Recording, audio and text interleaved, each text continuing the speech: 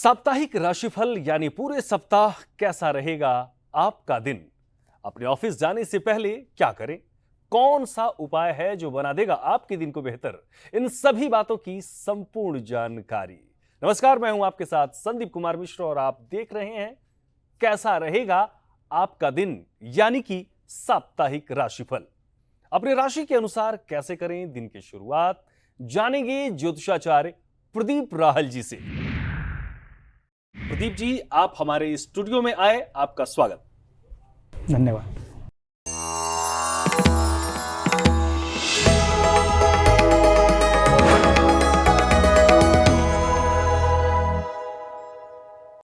चलिए कार्यक्रम की शुरुआत करते हैं और साप्ताहिक राशिफल के बारे में जानते हैं, लेकिन उससे पहले जानते हैं कि राहु जल्द करने वाला है अपना राशि परिवर्तन। अब ये राहु का राशि परिवर्तन आपकी राशि पर कैसा प्रभाव डालने वाला है और क्या होता है राशि परिवर्तन, क्योंकि जब बात राहु की आती है तो अमूमन हमारे आपके हम सब के मन में एक डर बैठ जाता है, क्योंकि अक्सर आपने भी सुना होगा कि राहु परेशान कर रहा है या फिर राहु की पूजा करवाएं, जैसे तमाम सवाल आपके मन में होंगे। तो इन्हीं सवालों के जवाब जानने के लिए हमारे साथ स्टूडियो में मौजूद हैं प्रदीप जी। तो चलिए प्रदीप जी से यही जानते हैं कि राहु क्या है। प्रदीप जी, राहु जिसको लेकर अक्सर लोगों के मन में तमाम दुविधाएं रहती हैं, तमाम लोग डर जाते हैं, तो पहले तो आप यही बताएं कि राहु है क्या। ठीक है, तो राहु को हम दो पहलुओं से हम बात करते हैं उस पर। जी। पहला पहलू है कि जो हमारी पौराणिक कथाएं कहती हैं, तो वो हम सभी जानते हैं कि जब समुद्र मंथन हुआ था तो उस समय अमृत निकला और वहीं से एक असुर थे स्वर भानु, तो उन्होंने देवताओं के बीच में बैठ के उस अमृत का पान कर लिया। और जब अमृत का पान किया तो सूर्य और चंद्रमा ने भगवान विष्णु से बता दिया कि हमारे बीच में एक असुर बैठा हुआ है, स्वर भानु। तो उसी समय पर भगवान विष्णु ने उनका सुदर्शन चक्र से गला काट दिया। तो जो सिर वाला पार्ट था वो बने राहु और जो नीचे का धड़ था वो बना केतु। तो ये तो कहती हैं हमारी पौराणिक कथाएं। और आपने देखा भी जब ग्रहण होता है, सूर्य ग्रहण हो या चंद्र ग्रहण हो, तो उस समय भी हम सूर्य और चंद्रमा को ही करते हैं, तो उस समय राहु उनको निगल जाता है। अब हम दूसरा पहलू देखते हैं जो खगोल से जुड़ा हुआ है। तो जो हमारा खगोल है उसमें राहु और केतु की कोई खगोलीय पिंड नहीं है, वो हम उनको छाया ग्रह मानते हैं। तो जब छाया ग्रह हैं तो उनका अस्तित्व नहीं है जी। तो उस प्रकार से जो सूर्य की परिक्रमा पृथ्वी लगा रही है और जो चंद्रमा पृथ्वी की परिक्रमा लगा रहा है, तो जहां पर वो इंटरसेक्ट करते हैं एक दूसरे के पथ को, वहां पर एक पॉइंट को हमने केतु कहा और एक पॉइंट को हमने राहु कहा। तो ये है खगोल की दृष्टि से जी। और आज के जीवन में जो राहु है वो बहुत महत्वपूर्ण हो जाता है। कैसे हो जाता है? तो राहु बताता है आपके इस जन्म का जो आपका मिशन ऑफ लाइफ है, कि आप जीवन में क्या करना चाहते हैं, वो आपको बताएगा राहु। और आपने पिछले जन्म में क्या किया उसको बताता है केतु। तो जब इस जन्म की हम बात कर रहे हैं तो इस जन्म में जो भी प्राणी है वो क्या चाहता है आज के टाइम में? वो चाहता है भौतिकता। भौतिकता में वो चाहता है धन, वो चाहता है सारे कंफर्ट लाइफ के, वो चाहता है विजय, वो चाहता है अपने वर्चस्व, यानी कि लोग उसको पहचाने। तो इस सांसारिक चीजों में जब हम बात करते हैं तो राहु सबसे महत्वपूर्ण प्लेनेट हो जाता है। यानी कि जो हमें चाहिए, जो हमारी नीड है, वो सब कुछ राहु हमें बताता है। सब कुछ राहु हमें बताता है, यानी कि आपकी लाइफ का मिशन ही निर्धारित करेगा राहु। चलिए, अब राहु का क्या मतलब है, राहु क्यों जरूरी है और राहु क्यों हमारे लिए बेहतर रहे, उसके उपाय करने जरूरी है, ये तो बात हुई। अब इसके आगे जो चीज है वो ये कि राहु राशि परिवर्तन कर रहा है, तो राहु किस राशि में परिवर्तन कर रहा है, और दूसरी चीज कि वो तिथि कब है या वो डेट कौन सी है, जब से हमें और आपको, हम सबको थोड़ी सावधानी रखनी चाहिए, ये बात प्रदीप जी बताएं। जी, तो राहु पिछले 1.5 साल से मेष राशि में चल रहे थे। अच्छा। अभी 30 अक्टूबर से राहु अपनी राशि परिवर्तन करेंगे और वो मीन राशि में आ जाएंगे। ध्यान रख लें, 30 अक्टूबर और राशि है मीन राशि। मीन राशि में, मीन राशि में राहु का परिवर्तन हो रहा है जी। और ये परिवर्तन 1.5 साल के लिए रहेगा, यानी कि राहु एक राशि में 1.5 साल के लिए रहते हैं जी। और एक चीज आपको और बता दें, राहु की जो गति होती है वो वक्री होती है, यानी कि वो उल्टी दिशा में भ्रमण करते हैं। जैसे बाकी सारे प्लैनेट सीधे चलते हैं, वहीं पर राहु उल्टा चलते हैं। प्रदीप जी, पहली 3 राशि मेन, वृष और मिथुन का क्या फर्क पड़ने वाला है? ठीक है, हम मेष, वृष और मिथुन के बारे में बात करें। अब मेष राशि में चंद्रमा होंगे, यानी कि आपकी चंद्र राशि मेष हो गई, तो जो राहु का जो ट्रांजिट होगा, जो गोचरमान है अगले 1.5 साल के लिए, वो आपके 12वें घर से होगा, मीन राशि से। अब 12वें घर में जब मीन राशि में जाएंगे तो क्या होगा? सबसे पहला रिजल्ट जो आपको देखने का मिलेगा वो मिलेगा कि आपकी यात्राएं बढ़ जाएंगी, आपका ट्रैवलिंग बढ़ने वाला है। दूसरा क्या होगा? आपकी बेफजूल की खर्चे आपको पकड़ लेंगे, यानी कि आप बहुत कोशिश कर रहे हो, पैसा कमा रहे हो, लेकिन उसको सेव नहीं कर पा रहे। कहीं ना कहीं से कुछ ना कुछ ऐसा हो रहा है कि आपका पैसा व्यय हो जा रहा है। व्यय किन चीज़ों पे होगा? नंबर 1 यात्राओं पे होगा। नंबर 2 किस पे होगा? नंबर 2 वो व्यय होगा आपका हॉस्पिटलाइजेशन पर, या तो आपकी या फिर आपके परिवार में कोई बीमार हो सकता है, जिसकी वजह से आपका खर्चा बढ़ेगा। तीसरा क्या होगा? आपके जो घर का माहौल होगा वो कुछ हद तक डिस्टर्ब रह सकता है, यानी कि जो आपकी डोमेस्टिक लाइफ है वहाँ पे थोड़ा सा डिस्टर्बेंस आपको देखने के मिलेगा। नेक्स्ट क्या होगा? जो आपका शत्रु पक्ष है वो एक्टिवेट हो जाएगा, यानी कि जो अभी तक शत्रु सामने नहीं थे, जो आपके खिलाफ थे या जो अभी तक उभर के नहीं आए थे, अब वो अचानक से आपके सामने आने वाले हैं। इसके साथ साथ जो पॉजिटिव होने वाला है वो क्या होने वाला है?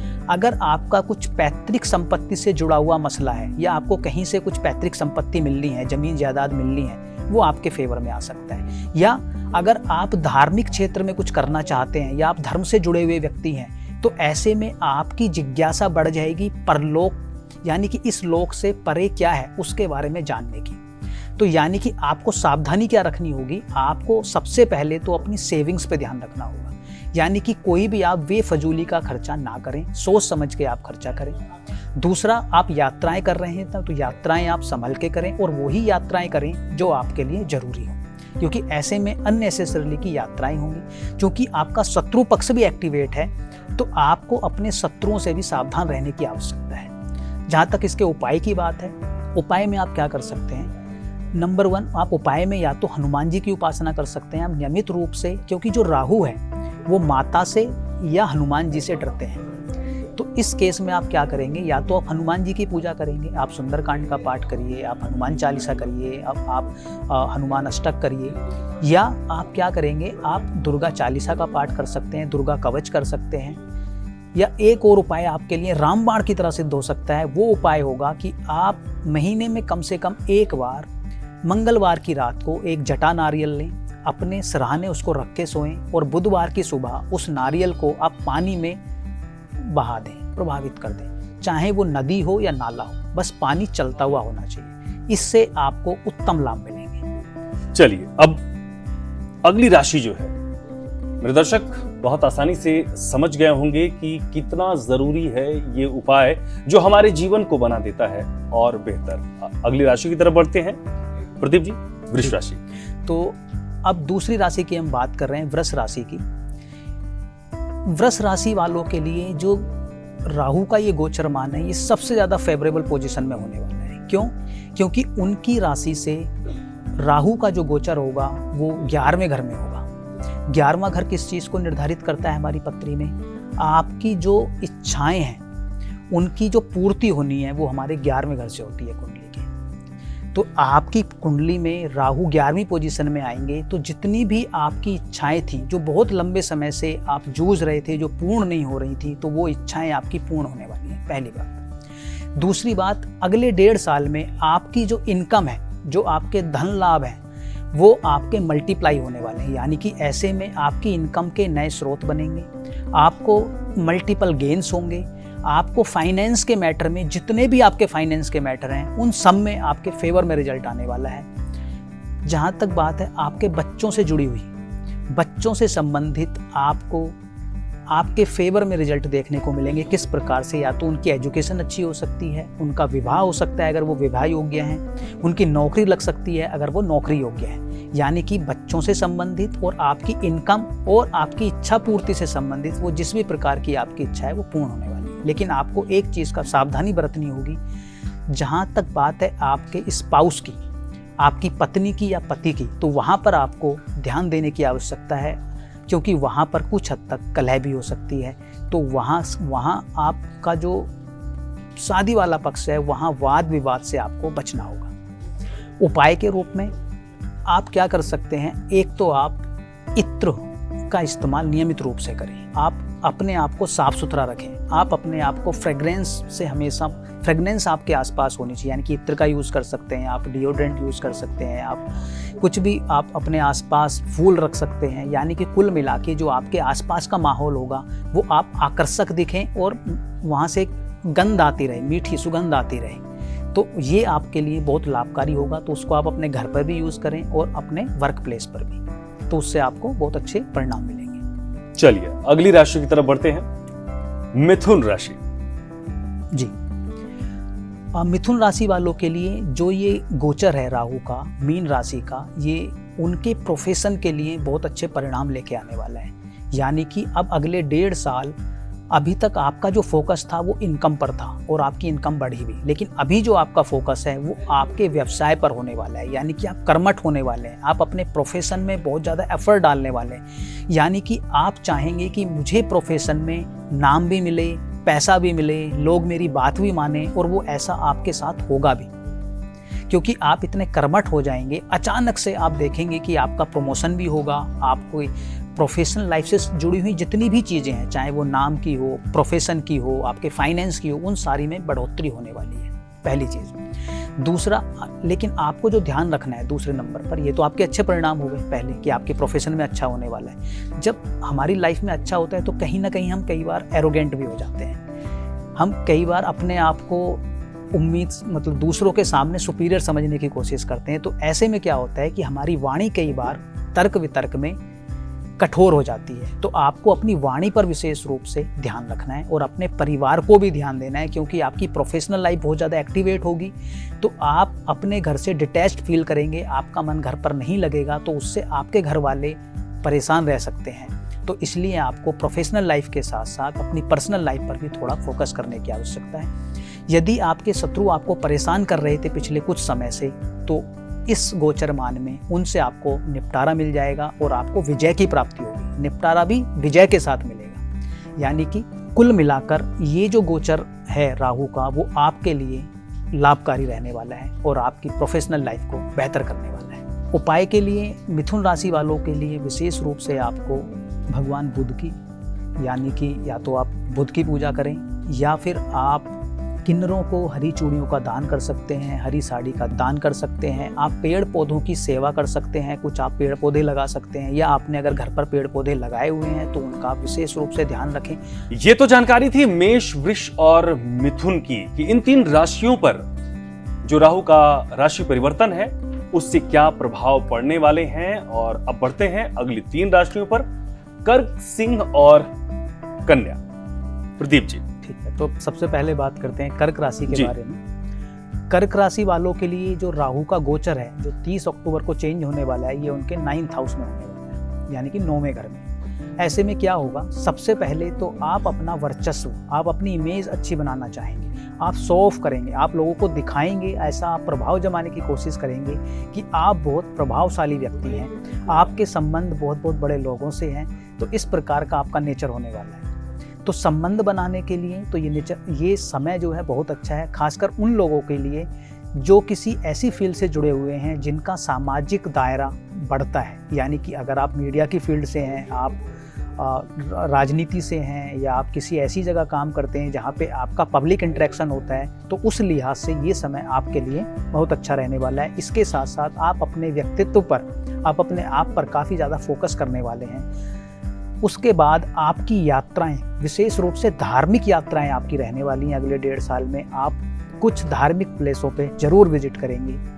उसके बाद जो आपका संतान पक्ष है, वहाँ से आपको कुछ अच्छे रिजल्ट मिलने वाले हैं। इसके साथ साथ अगर आप एजुकेशन करना चाहते हैं, हायर एजुकेशन करना चाहते हैं, या आप एजुकेशन की फील्ड से जुड़े हुए हैं, तो उससे भी आपको उत्तम रिजल्ट मिलने वाले हैं। तो कुल मिलाकर कर्क राशि वालों के लिए अगला 1.5 साल उत्तम रहने वाला है। अब इसके बात करते हैं हम सिंह राशि वालों के लिए। सिंह राशि के जातकों के लिए जो राहु का गोचर है मीन राशि में जो हो रहा है 30 अक्टूबर से, ये उनके 8वें भाव से होगा। यानी कि अब अगले 1.5 साल आपको अपने जीवन में कुछ रुकावटों का सामना करना पड़ेगा, कुछ बीमारियां आपको पकड़ सकती हैं। अगर फाइनेंस आपने थोड़ा भी ध्यान भटका आपका अपने सेविंग से, अपने फाइनेंस से, तो वहाँ पर आपको नुकसान हो सकता है। ऐसे में उससे डिप्रेस्ड होके या आप उससे परेशान होकर आप कुछ लतें भी लग सकती हैं, यानी कि आप कुछ नशा कर सकते हैं या कुछ ऐसी जगह जा सकते हैं जो समाज के दायरे में अच्छी नहीं होती। तो सिंह राशि वालों के लिए अगले 1.5 साल विशेष रूप से आपको कई बातों पर ध्यान देने की आवश्यकता है। जैसे आप अपने पैसे का विशेष रूप से ध्यान रखें, किसी को पैसा ना दें उधारी का। इसके साथ साथ आप बेफजूली की यात्राएं ना करें, अपनी हेल्थ का विशेष रूप से ध्यान रखें, अपने ससुराल से और अपने जो आपका इनहेरिटेंस है, जो आपकी पैतृक संपत्ति है, उसमें विशेष रूप से आपको ध्यान देने की आवश्यकता है। अगर आप वहाँ पर ध्यान नहीं देंगे तो आपको नुकसान का सामना करना पड़ सकता है। आपको विशेष रूप से इस राहु के लिए देवी कवच, दुर्गा सप्तशती में दुर्गा कवच होता है, आपको उसका नियमित रूप से जाप करना चाहिए, पाठ करना चाहिए और रोज करना चाहिए। तो उससे आपका राहु कुछ हद तक आपको प्रोटेक्शन में आ जाएगा और आपको उतना गलत प्रभाव नहीं दे पाएगा। अब बात करते हैं कन्या राशि वालों के लिए। कन्या राशि वालों के लिए जो राहु का गोचर है वो आपके 7th हाउस से होने वाला है। 7th हाउस से जब गोचर होगा आपका तो कुछ अच्छे रिजल्ट लेके आएगा और कुछ नकारात्मक प्रभाव भी लेके आएगा, तो आपके लिए मिला जुला रहेगा। सबसे पहले बात करते हैं कि आपके लिए क्या अच्छा होने वाला है। तो आपकी इनकम बढ़ने वाली है, आपकी नई पार्टनरशिप होने वाली है, आपका सामाजिक दायरा बढ़ने वाला है, आपके रिश्तेदारों के साथ, अपने पड़ोसियों के साथ, अपने फ्रेंड्स के साथ आपका जो वो सोशल सर्कल है आपके आसपास का, उसका माहौल अच्छा रहने वाला है तथा उनसे आपको लाभ भी मिलेगा। लेकिन आपको अपने वैवाहिक जीवन में विशेष रूप से ध्यान देने की आवश्यकता होगी। वहाँ पर आप वाद विवाद ना करें। अगर कुछ भी वाद विवाद होता है तो आपको अगले 1.5 साल उन सब चीज़ों को इग्नोर करना होगा। अगर आप ऐसा नहीं करते हैं तो ये स्थिति आपके वैवाहिक जीवन के लिए बहुत नुकसानदायक हो सकती है, यहाँ तक कि वो आपका डाइवोर्स तक भी करा सकती है। तो पति से या पत्नी से आपको दोनों से, मतलब अगर आप मेल हैं तो अपनी पत्नी से, फीमेल हैं तो अपने पति से आपको वाद विवाद से बचना होगा। फाइनेंस की दृष्टि से ये आपके लिए अच्छा गोचर रहने वाला है। आपको उपाय के लिए एक तो आपको बृहस्पति देव की पूजा करनी होगी या फिर विष्णु सहस्त्रनाम का पाठ करना होगा। आप बृहस्पतिवार के फास्ट भी रख सकते हैं। इसके साथ साथ अगर आप केले का दान करें तो आपके लिए उत्तम प्रभाव लेके आएगा। फिलहाल बढ़ते हैं अगली 3 राशि पर, तुला, वृश्चिक और धनु। प्रदीप जी, तो तुला राशि वालों के लिए ये जो गोचरमान है राहु का मीन राशि से, ये होने वाला है उनके 6th हाउस से, छठे घर से। छठा घर आपके ऋण रोग शत्रुओं का होता है। चूंकि राहु सबसे ज़्यादा पापी ग्रह है और शत्रुओं को हराने के लिए आपको क्या चाहिए, वहाँ पर आपको एक सेना नायक चाहिए। आपको ऐसा व्यक्ति चाहिए जो वहाँ पे तलवार चला सके, मारकाट कर सके, तभी आप जीत पाएंगे। तो जब छठे घर में राहु आपका ट्रांजिट करेगा मीन राशि में, तो क्या होगा, जितना भी आपका शत्रु पक्ष है वो परास्त हो जाएगा, यानी कि आपकी शत्रुओं पर विजय होनी निश्चित है। इसके साथ साथ आपका जो प्रोफेशनल लाइफ है वो चमकेगी। क्यों चमकेगी? एक तो आप प्रोफेशनली एक्टिव हो जाएंगे, दूसरा चूंकि आपको मेहनत करने के लिए आपको क्या चाहिए, हिम्मत चाहिए। उसके लिए राहु जब 6th हाउस में आएगा तो आपके अंदर एक कंपटीशन स्पिरिट को लेके आएगा, यानी कि अब मुझे मेहनत करनी है, कुछ करके दिखाना है, इस तरह की भावना आपके अंदर आएगी और आप हार नहीं मानेंगे। तो आपकी प्रोफेशनल लाइफ चमकने वाली है। अगर आप शत्रुओं से परेशान थे तो उन पे आपकी विजय होने वाली है। आप ऋण से परेशान थे तो वहाँ पे आपको विजय मिलने वाली है, यानी कि आपका ऋण खत्म हो जाएगा या कम हो जाएगा। लेकिन आपको अपनी वाणी पर अभी भी ध्यान रखने की आवश्यकता है, तो किसी से भी कठोर ना बोलें। लेकिन कुल मिलाकर आपके लिए, तुला राशि वालों के लिए ये गोचरमान अति उत्तम रहने वाला है, यानी कि आपको कोई विशेष रूप से उपाय करने की आवश्यकता नहीं पड़ेगी। चलिए अगली राशि वृश्चिक। तो वृश्चिक राशि वालों के लिए बात करते हैं जी। वृश्चिक राशि वालों के लिए ये जो गोचरमान है ये उनके 5वें घर से होने वाला है। 5वां घर हमारी संतान का होता है, हमारी बुद्धि का होता है, हमारे पूर्व जो पुण्य होते हैं उनका होता है, हमारे एंसेस्ट्रल ब्लेसिंग्स का होता है। तो जब राहु यहाँ से ट्रांजिट करेंगे तो क्या होगा कि आपकी जो बुद्धि है वो कुछ हद तक भ्रमित रह सकती है, यानी कि आप कंफ्यूज रह सकते हैं। अगर आप शिक्षा से जुड़े हुए विद्यार्थी हैं, जो या तो आप शिक्षा हायर एजुकेशन करना चाहते हैं या फिर आप शिक्षा वर्ग से किसी भी प्रकार से जुड़े हुए हैं, तो वहाँ पर कुछ व्यवधान आपको आ सकते हैं। ऐसे में आपकी संतान ऐसा हो सकता है कि आपकी बात ना सुने और आपका मनमुटाव उनसे बना रहे। ये भी हो सकता है कि आप कुछ हद तक एरोगेंट हो जाएं, क्योंकि आपके अंदर क्या होगा, ड्यूअल पर्सनैलिटी डेवलप हो जाएगी, कुछ हद तक आपके अंदर भ्रम आ जाएगा। तो ऐसे में आपको किसी बड़े बुजुर्ग से आपको सलाह लेकर अगर आप चलेंगे तो आपके लिए अगले 1.5 साल ठीक रहेगा। लेकिन अगर आप अपनी मनमानी करेंगे, आप दूसरों से सलाह नहीं लेंगे, तो आपके साथ आपके बच्चों से मनमुटाव होना, अपने परिवार के साथ मनमुटाव होना, ये आपको देखने को मिल सकता है। और आपको उपाय के लिए क्या करना है कि आपको ऐसे में हनुमान चालीसा का कम से कम रोज 5 बार पाठ आवश्यक रूप से करना है, ताकि आपके अंदर वो कॉन्फिडेंस भी बना रहे, आपका स्वास्थ्य भी ठीक रहे और आपको एक क्लैरिटी ऑफ थॉट्स बनी रहे। तो ये आपके लिए उपाय, अगर आप ऐसा करते हैं तो ये गोचरमान अगले 1.5 साल का आपको कुछ हद तक राहत देने वाला होगा। अगली राशि धनु। जी, आगे बात करते हैं हम धनु राशि के जातकों के लिए। धनु राशि के जातकों के लिए जो ये गोचरमान है राहु का, वो उनके 4th हाउस से होने वाला है। तो सबसे पहले ये होगा कि आप अगर कोई प्रॉपर्टी लेने का सोच रहे थे, वो आप प्रॉपर्टी ले पाएंगे। यानी कि इस अगले 1.5 साल में वाहन और भूमि से जुड़ी हुई आप कोई भी इन्वेस्टमेंट अगर करना चाहते हैं तो आप कर सकते हैं, और मुझे उम्मीद है कि आप करेंगे। इसके साथ साथ आप अगर किसी भी प्रकार से किसी ऐसी साइंस से जुड़े हुए हैं जहाँ पर रिसर्च वर्क है या ऑकल्ट है या आप ज्योतिष से जुड़े हुए, वहाँ पर आपको अच्छे परिणाम देखने को मिलेंगे। आपका और ज़्यादा उनमें काम रुझान बढ़ने वाला है।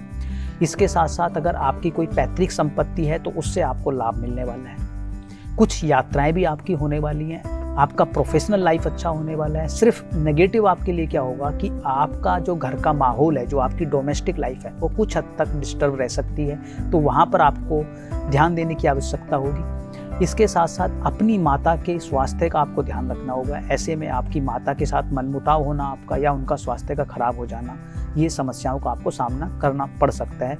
लेकिन कुल मिला के ये स्थिति आपके लिए बेहतर होने वाली है।